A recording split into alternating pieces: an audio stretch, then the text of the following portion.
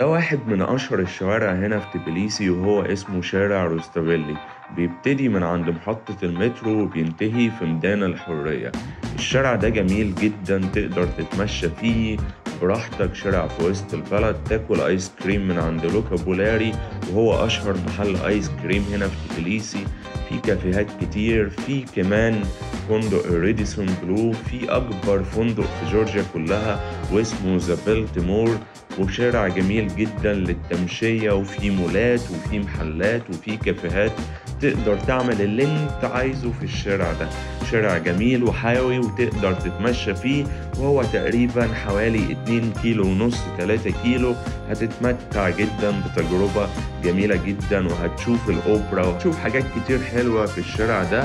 وفي رصيف كبير عشان تتمشى فيه براحتك طبعا. وده أشهر كوفي شوب موجود هنا في تبليسي، بيرسم صورتك على القهوة والناس بتجيله من كل مكان عشان تستمتع بالتجربة الجميلة دي. وهتشوف وانت ماشي جماعات في الشارع، وهتشوف دار الأوبرا، وينتهي الشارع ده بينا إلى ميدان الحرية. وده ميدان كبير بيتعمل فيه المناسبات العامة هنا في جورجيا، وفيه محلات ومطاعم وكافيهات كتير جدا.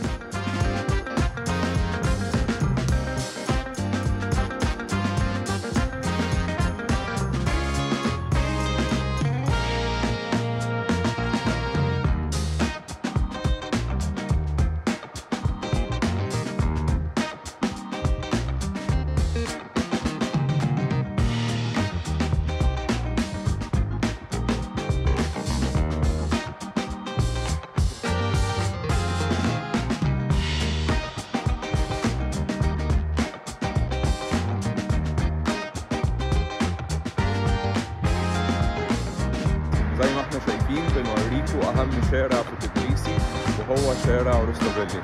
معلش بقى اللي انا عامله عشان الجو ساقع جدا، درجة الحرارة صفر.